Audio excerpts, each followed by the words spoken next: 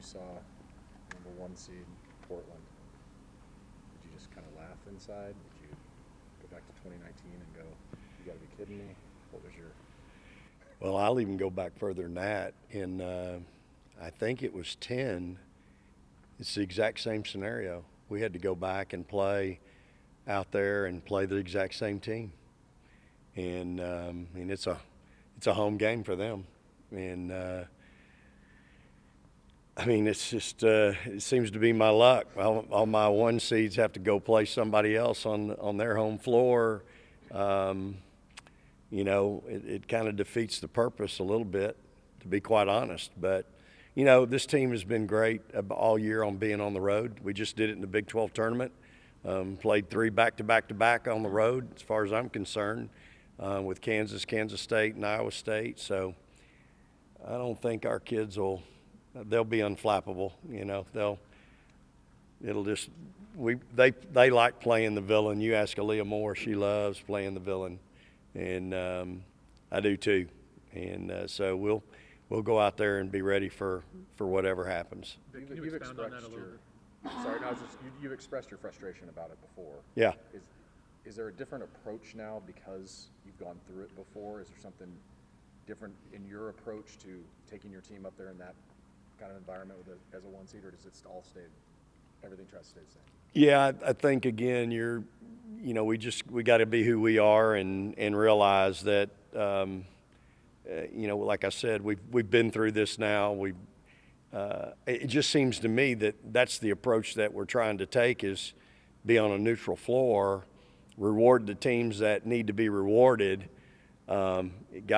Shock me and put something in the Midwest where everybody comes to the middle instead of everybody going left and everybody going right. But at the end of the day, hey, I'll take this team anywhere. We'll go play anybody anywhere, and but I do think it needs to be evaluated, because you're punishing teams that are supposed to be rewarded, and But again, it is what it is. This is where our game is right now, so we'll take our team and go play anybody anywhere, and that's what we'll do on Friday. Vic, you touched on this, that there's regionals on one coast and regionals on the other coast. More generally, do you like the idea of having 2 regionals in one site, 2 regionals in another site? Well, you got to know I've been doing this a long time, so I'm used to going to 4 different sites and having them strategically placed across the country. And so, I've been in a Midwest regional in Oklahoma City, Dallas, places that are a little more easy to reach for my fan base than, Coach Blair always loved going west, man. He loved it when he got sent out west. I never understood that, but he loved it. I'm not under the same, love of that, but, I think our game has grown to the point now where we can probably survive on back to that, the 4 regional sites. Of course, Debbie Antonelli wants all 16 teams in Vegas. Probably not a bad idea. But again, I just think that when you're supposed to be rewarding teams for certain things throughout the course of the season, and whether it's the seed or whatever, I think you need to do that. And I just think there's a little bit of a flaw there. And certainly we don't want to happen what happened with Utah. And so that's all, I don't want our kids to have to experience any of that. So hopefully we'll have a great experience out there. And again, our kids will be excited. I'm excited to take them. We're excited to go out there and play a really good Gonzaga team on Friday night.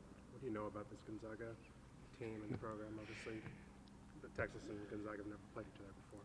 Yeah, I've got a little experience with them. And, again, just watching film the last couple of days, they average about 12 threes a game, or they made 12 last night. They average about 10. And kids all over the floor that can really shoot it. Got a great inside player.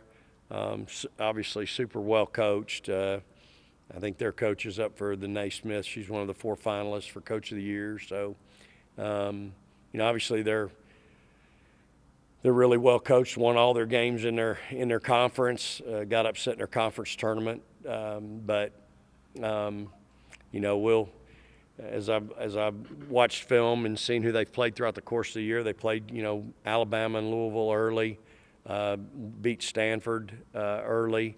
So, I mean, they're obviously really, really good, and we'll have to play really well. But, we see teams similar in Oklahoma and Iowa State and things like that can all shoot the three and spread you out. And so, again, our kids will take the scouting report the next 3 days and we'll go to work. But, yeah, they're really skilled, really, really good, great guard play, and got a bunch of kids that can shoot it. As a coach, do you ask Shaylee for advice on Gonzaga since she's played them so much, or do you just tell her to go play and y'all will deal with the scouting report? Yeah, we probably, we might talk about it casually, but I think, for us, we'll certainly, each team changes like every year, personnel change. And so, although this is a veteran team, if I'm not mistaken, I think they got 5 seniors starting. But we'll, or maybe that was Utah that played last night that had the 5 seniors. But they're a veteran team and they're very well coached. And each team each year is different. How they played in November versus how they're playing now. But we'll have a good scout. We've been on it since we got done playing on Sunday, and I'm excited to see our kids today. Madison talked something similar that the men's team was talking about as far as kind of tapping into the emotion of the tournament and realizing that, any practice could be your last, any game could be your last. Is that something you try to instill the finality of this tournament? Yeah, I mean, I don't I think the kids know this time of year it's, you're one and done. You couldn't be done if you don't win. So to keep playing, keep practicing, you gotta keep winning. And that's the time of year we're in. Again, if I'm doing my job, y'all, we're playing to April every year. And when you get this deep in the season, you're obviously now down to 16, 8, 4, 2, and so it's you can't afford to have a bad night. And I think that's with this group and this team, we've been on a run here where we really haven't had a bad night. We quite frankly should have won 15 in a row instead of 14 out of 15, and so they've been really good, and I think that's a great sign. That's something that I can draw confidence from. They can draw confidence from. I told Shaylee after the game the other night, okay, you get to practice one more week, and her answer I think was, well, I'd like to play games, 2 more weeks. I said, well, you get me to next weekend and I'll get you to the next one. So, but they know, it's that time, and for her, there's going to be a last practice in the next 2 weeks. We just don't want it to be this week. Vic, have you addressed the situation with Utah with your own team? Not yet. I haven't seen them today. Are you planning to? What might that conversation look like? I'm sure they're aware of it. My kids are pretty, they're pretty in tune with today's world.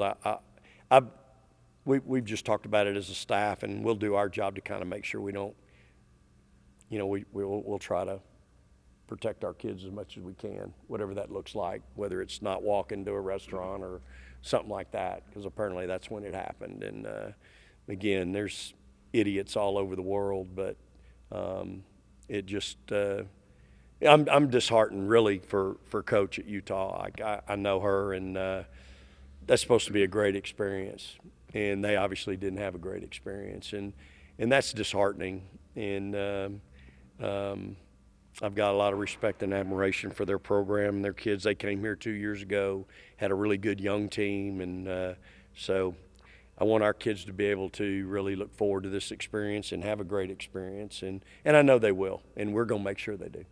How much of that is on the NCAA? How much of that is on the host city to make sure that there's hotels in the city and not in Coeur d'Alene, which has a notable reputation? Yeah. That's not a secret. No. Yeah, you're exactly right. I mean, when there's a place that has a reputation for that, why would you subject the opportunity for something to happen?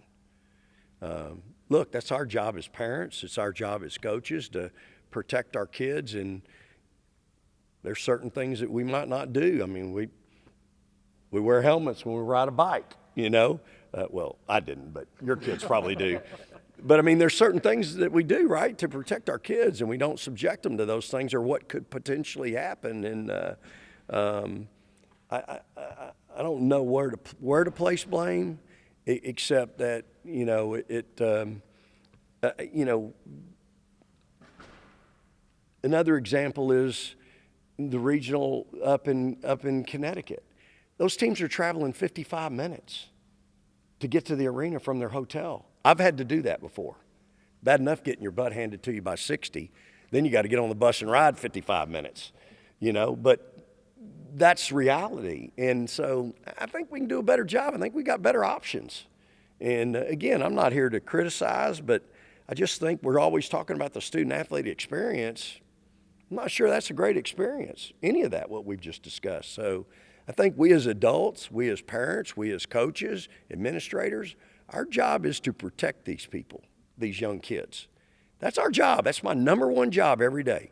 I say this in recruiting all the time. I do not want to have to make a phone call at 3 or 4 in the morning, because that ain't a good call. And you know what? I've never had to make it.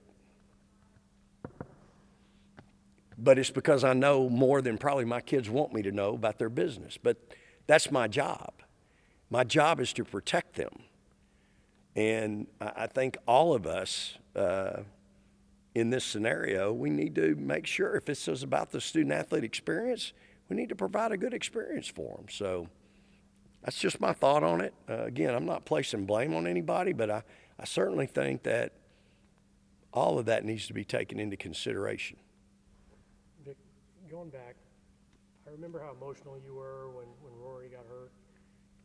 Talk me through kind of the role that she took on with this team, and I'm wondering, when a kid like that loses a season, it would be easy for them to just really step back. Do you have to pull her out at all to get her engaged or anything like that? You know, Rory's just been nothing short of spectacular. Again, to have something like that happen, as devastating as it was, it could have gone one of two ways.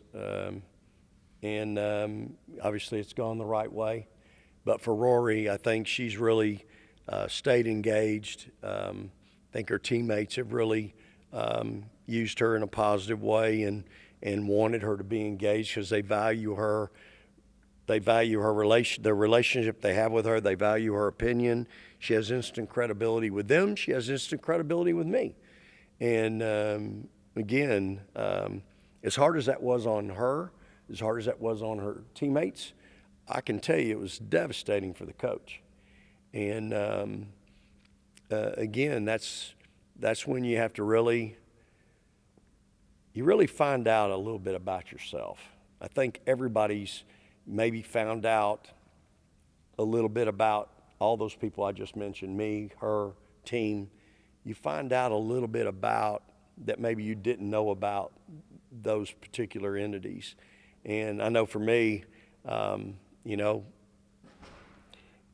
I'm so fleshy, and I'm a why guy. I just couldn't understand it. I can't wrap my head around it, still can't today, but at the end of the day, I just got to give my team to God and go, hey, okay, you're going to have to help us get through this. I think for Rory, once she got over the first week, 10 days, she realized, okay, this is what I got. How can I what can I do to coach? How can what can I do to help? And so we've really tried to keep her involved in practices. I've drug her out there and in the middle of practices when she probably didn't need to be out there, in a brace. But I was trust me, I would have been protecting her if anybody came close to her. But, and she's wanting to do that. And, of course, she's ahead of schedule, which I knew she'd be because she's working so hard. So I just think, the character of people is really revealed in moments like this. And, I'm really proud of Rory. because this ain't easy. Like, she should be playing. This moment, this time, this team, this was her time. And I know how bad she wants to be playing. I want her to be playing. And these times are not guaranteed. You know, I think we're going to do this every year. We usually do, but there's nothing written that says you get to do this on March 26th. And that's my message to my team. Like, these times are fleeting. And that's what, again, that gets back to my flesh with, it's hard for me to wrap my head around it. But at the same time, we decided this was going to be our shining moment. We were going to rise to the occasion. We were going to really answer the bell. And I think my staff, our team, Rory, has done that. Coach, what did you find out about Madison during all this time? Because that's not an easy transition going from forward to point. Yeah. How many, you got to remember now, she's not a two guard. Or she wasn't playing the two, she's playing the three. That'd be the small forward. How many small forwards get pushed over to point guard? Huh? And so, you know, I think, again, it wasn't easy. I think she had some struggles. I think there's struggles that y'all don't know about, that only she and I know about. But I think, again, it becomes, this is the challenge. How do you respond? And I think she's responded in such an unbelievable way. And she's taken her game to another level. She's taken this team to another level. The team has taken itself to another level. But I will say this, as good as she's been, she's really fortunate that she's got an older group with her, you know. You got Shay, a fourth-year player, Shaylee, a sixth-year player, Taylor, a fifth-year player, Deanna, a fourth-year player. You got some older kids that are really veterans that are kind of there to kind of help her get along and can finish some things that she starts. And so it's kind of but again, I've said this before, y'all, like, there wasn't going to be any tryout. Like, she was it for me. That was going to be our end all. So it was either going to be like Mike Wacker's team, or it was going to be like our team is now. But to me, that was our best option.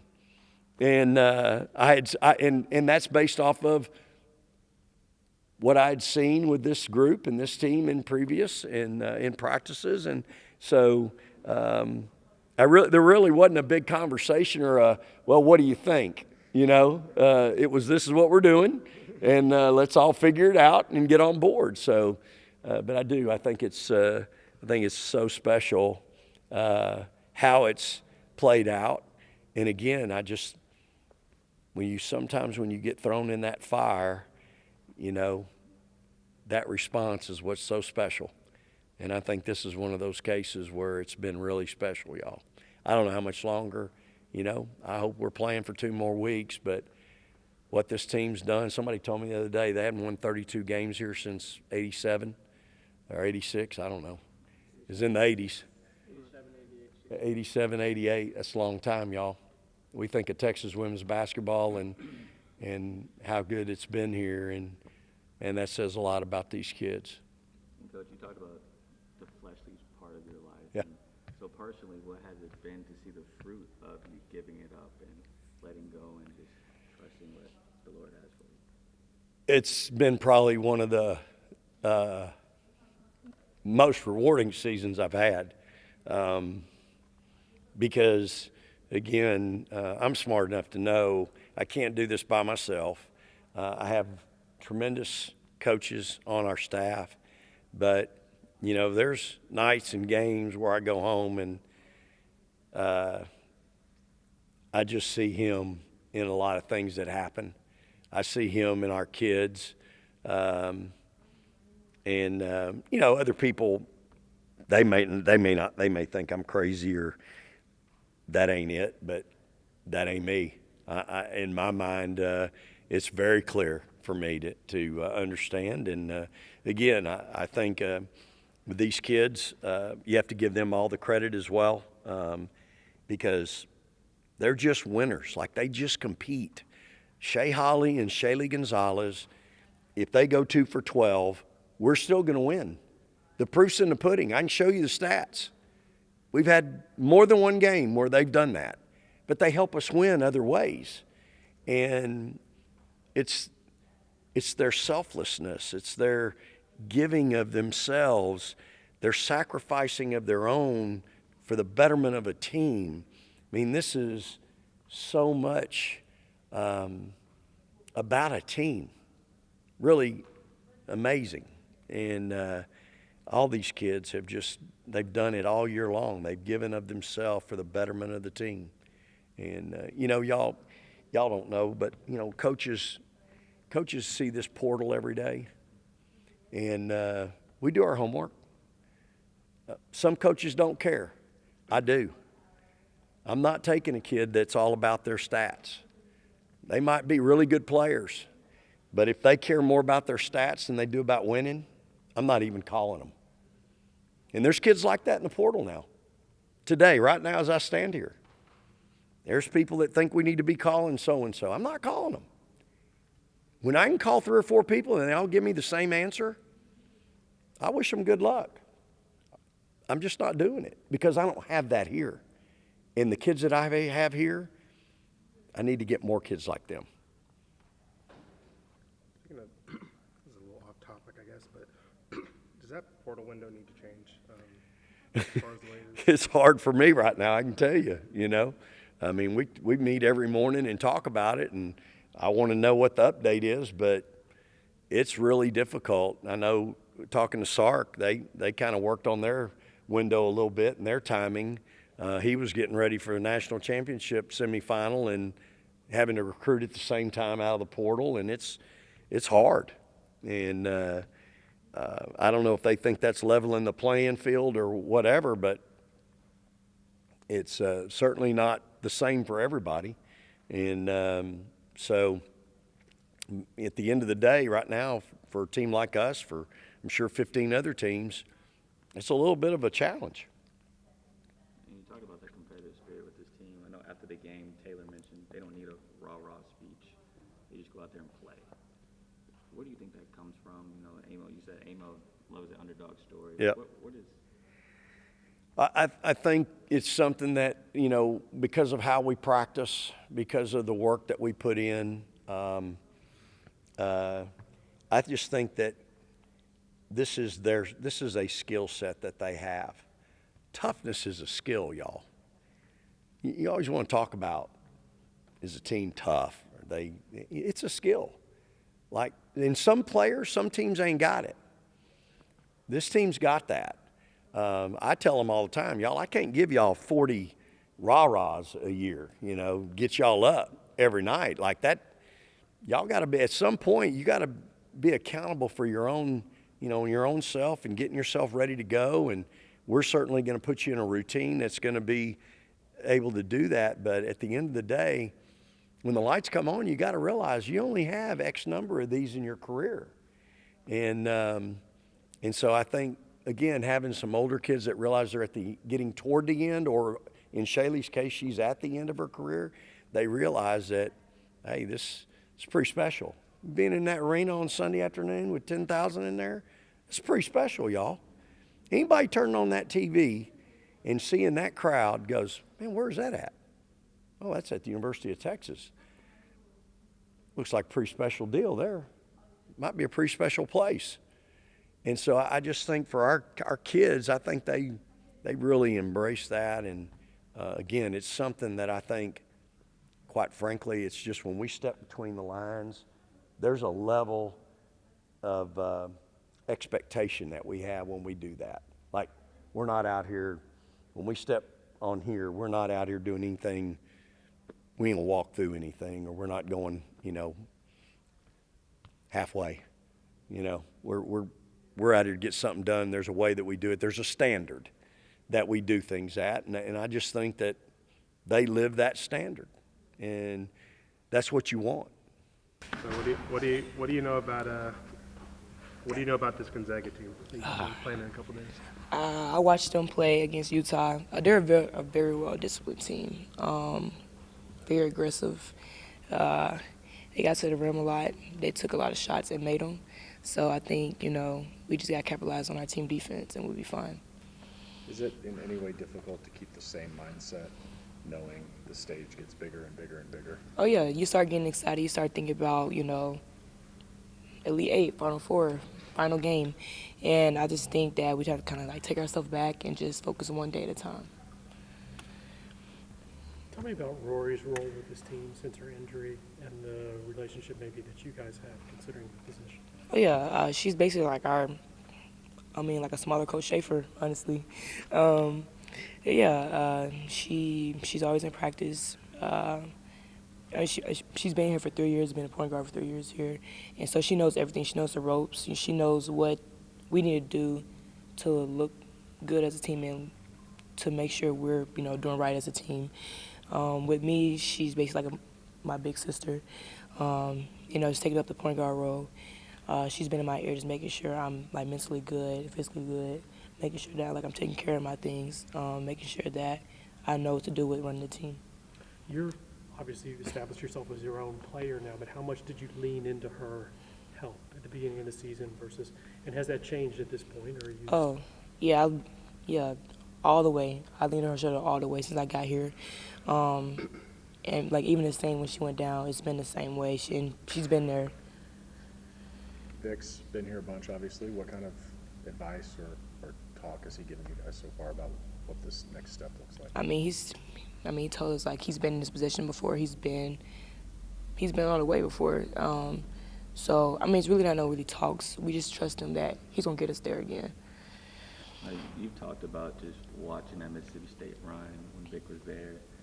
How cool is it to know that you're now in that run, and you're in this moment now after watching it on TV? Oh no, it's like a little girl's dream comes true. Just seeing them going to run, how they felt like after every win. I'm feeling the same way. It's like, wow, like we're still going. We're still one of the top teams, still standing. So it means a lot. It feels great to keep winning and keep dancing. How do you drown out the noise? You got the KD stuff, you got people shouting you out. I'm sure in this era, there's probably some NIL people wanting to talk to you. How do you focus on basketball? I just go back to why I started playing basketball. I started playing basketball for one reason, just to really show the world what God has basically my talents, and also to play for my state because they really don't get like exposure out there. So I just go back to why I started playing basketball, why I wanted to play basketball. Do you have like an airplane playlist?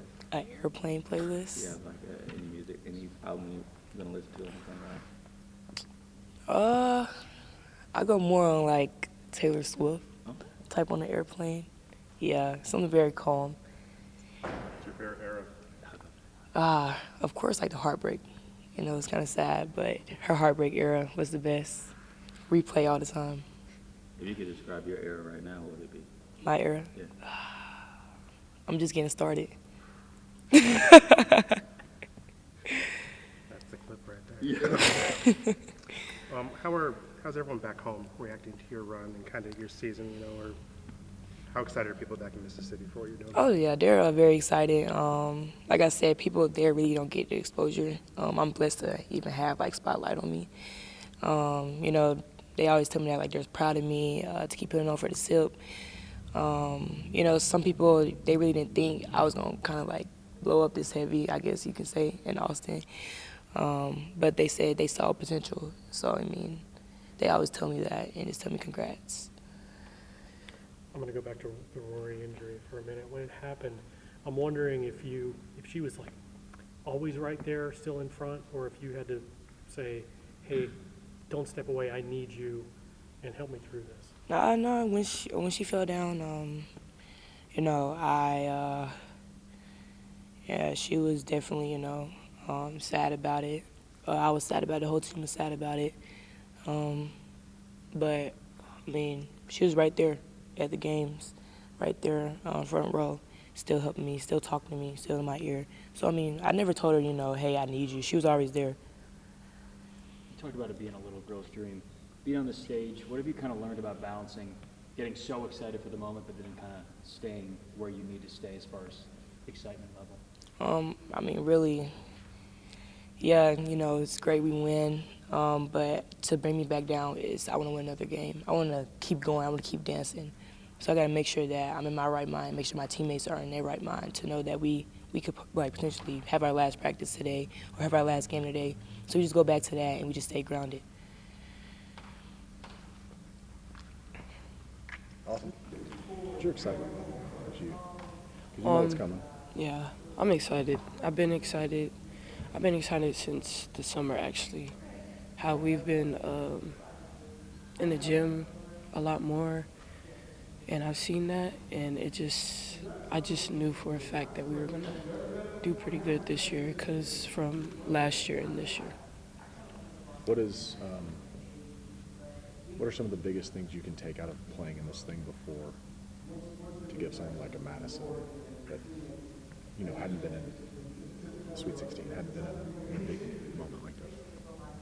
Well, the easy thing to do is to be patient, make sure we stay humble, make sure we take one game at a time. I know it's her first Sweet 16, but it's not my first Sweet 16, so all we can do is, make sure she's calm, because, she's our point guard, so we have to make sure she's calm, we're all calm together, and How hard is that to stay patient, stay humble? it's hard, man. It's hard because we haven't played since, Saturday. So, and I just been watching games after games, and it's just like, oh my gosh, I just want to play. I just want to get to the good part.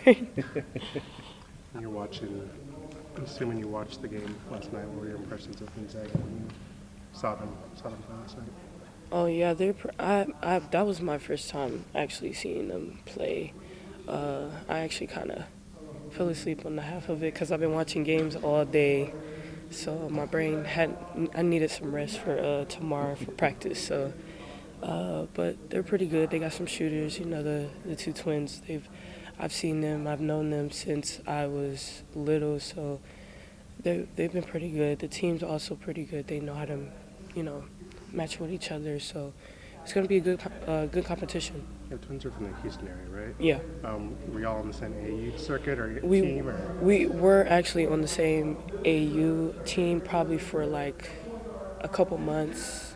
It's called Imperial Ice. We actually were on the same team, but I had sticked with my Houston team.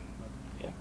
Has there been a game that you've watched so far that's been the most exciting to you? Is there? Oh man, the Oklahoma, Indiana,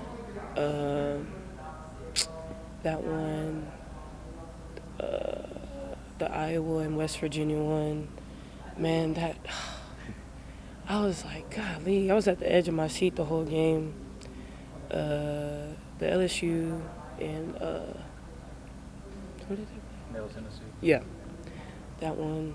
You watching the Yeah, that was Syracuse UConn game? I don't think I watched any of that. I think I was doing something, but I don't think I You're not watched allowed to it. do anything else. We talked Yeah. And while you're watching these games, does that itch come out to like? Yes. It feels like I just want to play now because I love nail biter games. I don't like when a game is just like, okay, we're gonna win. But I like games that it makes you stay in the game, makes you more focused, want to be in the game, and just stay together as a team. So, yeah. Madison talked about kind of the finality of the tournament, like knowing this practice could be your last one. How important is kind of understanding the gravity of all these moments? Yeah, we try not to take every moment. We try to take every moment in and make sure we, stay composed, like I said. And also, we try not to think about this being our last practice. We just try to think about this is the practice we need to do to go forward, to keep going forward. And that's where our mindsets are just going straight forward. We need to see what's right in front of us.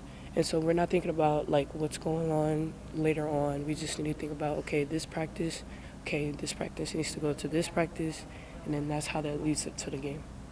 What's the best advice Vic's given you guys about these big moments? We just have to stay together. Like a lot of teams, a lot of teams won't the actual, what am I trying to say? By staying together, it makes you want to win together. It makes you want the excitement. The excitement's it's way better, and it also when you're together, it keeps you composed. You know how some teams will get frantic, if people go on runs. It's just when you're together and we have each other, then nobody can really stop us. It's good. What do you think the team learned in the Oklahoma losses? We've learned that we need to rebound. Man, those rebounds really got us that game.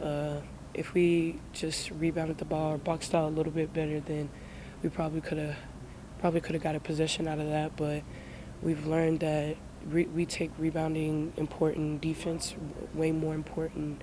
We just kind of took that loss as into fuel in practice to really focus on how to take these moments in that are really important, that we need a good box out or a good rebound or a good defensive stop.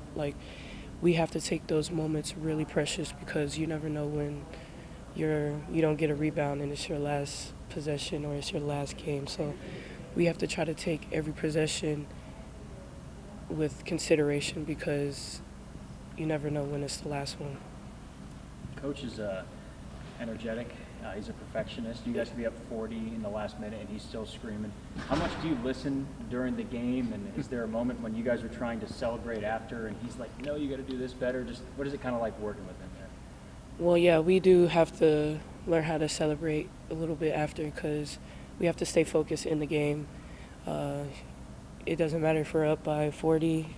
If you want to beat a team by 40, then beat them by 50. It's just he doesn't have no mercy, and hey, I don't like mercy either. So, but yeah. Anyways, we try to make sure we're composed in the game. Make sure we don't get too excited, because sometimes when teams get too excited, that's when they get slapped in the face. So, it's good to be composed throughout the whole game. It doesn't matter from the first 10 minutes to the last 10 minutes. So, it's important to just stay focused in the game. Do the neutral sites kind of make it feel more like a March Madness tournament? I know being here is cool, but at a neutral site. Yeah, I feel like the neutral sites. Yeah, that it feels like it's getting more hectic, more intense. Because of course, this is it's like you said, it's our house, but at neutral sites, you don't know what's gonna happen, who's gonna be there, or how things are gonna come. But yeah, it gets pretty exciting. Did your routine change at all, or same routine? Same routine. Kind of going off that, though, it is kind of in Gonzaga's backyard, so they'll have a couple fans. Does it help that you guys are a few weeks away, removed from playing in Kansas City, where you had Kansas State, and Iowa State always travels well, so that was a home game for them, too? That you guys played in that atmosphere and are kind of used to, Yeah, we've definitely played in a lot of atmosphere that there's a home advantage, and so that's when I go back to we have to stay together on as a team, because there could be 50 of us in the fans and 10,000 of them in the stands, but we also have to stay composed the whole game. It's fun to have a little crowd, and then when you shut them up, then you can't hear them no more. So it's cool to have a crowd, or it's cool to be around other people, that screaming at you, that don't like you, and then so it's still a cool experience. You guys are going out west, and that travel not close to home as the number one seed. There's probably a little frustration in that, but what is the attitude and the mindset as you guys head out west? Yeah, we're ready for anything. I did look last night, and we get 2 hours back when we go to Portland, which is a plus. But we're ready for anything. At the end of the day, it doesn't really matter where we are. We're going to play our game, so, yeah. What's the biggest thing you can tell someone like Madison going onto this stage, as opposed to, obviously it was a big stage first, but it just gets bigger and bigger. Yeah, it's her first time as a freshman being on the big stage, and the ball's going to be in her hands a lot, but I know Maddie's ready for it. And again, just instilling that confidence in her and letting her know that we got your back. all we need you to do is lead this team. 0 turnovers would be great, but I know she can do it. So I'm ready. I'm excited. I know she's ready. Vic said he's trying to instill in you guys, these moments are fleeting. It seems like you guys always get here, but it's not guaranteed. As someone that, has gone through this without being able to play, is that something you talk about, just kind of appreciating these moments? Yeah, I mean, I talk about it every day. I tell them, like, we have little things going on. Somebody might be hurt, have a headache one day, whatever. We have 4 games left, guys, to get to the national championship. Like, we can do it. Like, these little things, it might suck right now, but when we're holding that national championship trophy, all that will go away. But yeah, just the little things, the practices, every little detail, like all of that really does matter. And like you said, I can kind of relate even more to that because I wasn't able to play last year. And I feel like you can take things for granted when you're not, when you don't go through something like that. And so just reiterating that to them, that everything really does matter and that we don't know how the team's going to be next year. Like Rory might come back, she might not. We don't know when she's going to be able to come back and play again from her ACL. And you just never know if we'll be able to go to the Sweet 16 again. Like, I hope we will, but you just don't know. So we need to take everything. It really does matter. Take everything and just live in the moment. Vic said you kind of like to embrace the role of being the villain. Is that an accurate statement? And do you? Yeah. I mean, I guess that's true. He had said that to me. Don't we love being the villain? And I told him we sure do. Because I feel like you underestimate us, that's fine. We'll just keep proving to you again and again that we can do it. I came to Texas for a reason, and I told Coach that I wanted to win, and I have all faith in him and this team. So I put us up against anybody any day. But yeah, we'll be the villain. That's perfectly fine. I'll be the villain. He'll be the villain. He doesn't care. So. What do you know about this Gonzaga team? I watched their game last night versus Utah. Competitors, a great team. Some shooters. All 5 can shoot it on the floor, honestly. And so we're going to have to be really locked down defensively. But I think it's going to be a great game. I know we're ready to play. I know they'll be ready to play. So everybody tune in. Talk about how last year played so much of a factor of not being able to play. Have you talked to Rory at all throughout this time, especially now in March? Stakes are higher and she's not able to help out the team. But Yeah. Have you had that conversation yet? We have in like different ways, not just outright had that conversation, but I know I've told her how important she is for Maddie, like the whole team, but specifically Maddie right now, just with her being like, Coach Harmon, she's been in the point guard position for Coach Schaefer for the past 2 years, 2 years, and Maddie being a freshman, like it's probably better coming from her than really from me because I'm not a point guard. But Rory's done a phenomenal job. As you can see, she's always in Maddie's ear. But we've more just really talked about that. And then I told her, I was like, I know this sucks. I know it does. But I was like, think about next year, you'll be back, just like I was. And it goes by so fast. Like she's already about to be 4 months into her rehab. But yeah, no, she's doing fine. I just think her presence on the bench for Maddie is really big. Does the neutral court kind of make it feel more like March to you? It does. And I'm ready to travel. I don't know. I'm ready to kind of get out of our gym. I'm ready to travel. It's going to be fun. Like March is the best time of the year. And for some reason, I always play well. And so I'm really excited. You talk about playing anybody and competing with anybody. Why do you think you guys stack up with the remaining teams? I mean, like I'll say it again. We're the only ones that know what we do every day in practice. Like practices are so much harder than games, and I know I've said that a lot, but they really are, y'all. And we work so hard every day in practice, and the work that we put in, it's showing on the court. So all of y'all seeing the defense, like we work on defense 2 hours every day. I don't even know, like the same consistent drills because coach is big on building habits, and the habits that we build in practice, we do in the game. And as you saw when we played Alabama, our defense was on lockdown. And so it's just so important right now that we just really keep putting in the work because it's going to pay off. I don't know if you know any of the girls, but what are your thoughts about what happened with Utah and kind of they had to deal with this weekend? I don't know if you'd heard that story. I have not. We'll skip that. Okay. Oh, I have not heard that. Yeah, no. What does this team need to do to be successful this weekend? A lot of different things. But I think the biggest thing is play Texas basketball. Like I said, we work every day on everything in practice. It's there. We just have to go out there and execute it. It starts on the defensive end for us. As I've told you guys, that's our identity. So we need to be locked in, and we need to crash the boards. Like we kill teams on the boards usually. We have to do that. We have to share the ball. We have to take care of the ball. We need to have under 10 turnovers. But I think we do those things and we take care of it on the defensive end, and we'll be just fine. I'm with this team every step of the way, and we do what we need to do every game. We'll win the Natty. We'll get there. Defensively, what did you think of your assignment in the Alabama game? I mean, being asked to guard Aaliyah and Sarah Ashley at one point. Yeah. Go in the paint. What were your thoughts about your defensive assignments in that game? I was really proud of myself. I usually don't give myself too many props, but I will for that game. Like, those are three extremely great players: Barker, Nye, and Cody, the freshman. Because I think I guarded all three at one point. And that was an assignment. And they definitely got me better at my defense, my turning and running. I think Coach would tell you, I definitely got better at turning and running. But no, I mean, I think for me, coming back from my ACL, of course, I'm still trying to get that quickness back, my lateral stuff back.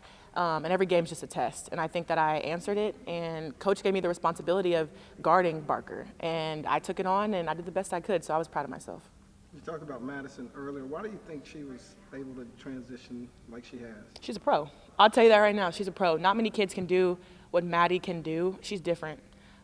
Being around her every day, and she's only a freshman. It's insane. Like, she is a pro. She's a pro. Like, she has so much more to learn and grow from. But when she does get it and that light bulb clicks, she'll be unstoppable. And she's already unstoppable. But when she reached that level, it's over for everyone. She says she's listening to Taylor Swift on the plane, right? Yeah, Maddie, yeah, Taylor Swift, One Direction. Don't let her get the aux. Yeah, no, don't let her get the aux. What do you listen to? Okay, I am an R&B girly before games, yeah. I do love a little hip-hop, but I'm more slow jams. A big Her fan. Huh? Brant? Fayez? Oh, I love Brant, yes. Brant, Giveon, Her, Ella May, Georgia Smith. We could throw it back with a little bit of Charlie Wilson. I grew up on a lot of music, yeah. So my playlist is very diverse. I have country on there. I'm getting into it, being in Texas. I'm getting into a little bit of country, but yeah, very diverse. I thought Oklahoma was just as country as Texas. It is, but I think that's what put me off of country music when I was in Oklahoma. And then I got here, and my teammates put me on some country music, and I was like, okay, I can get down with this. It's not bad. Yeah. But I am the designated aux, so everywhere we go, yeah. I have good music, y'all, I promise. I promise.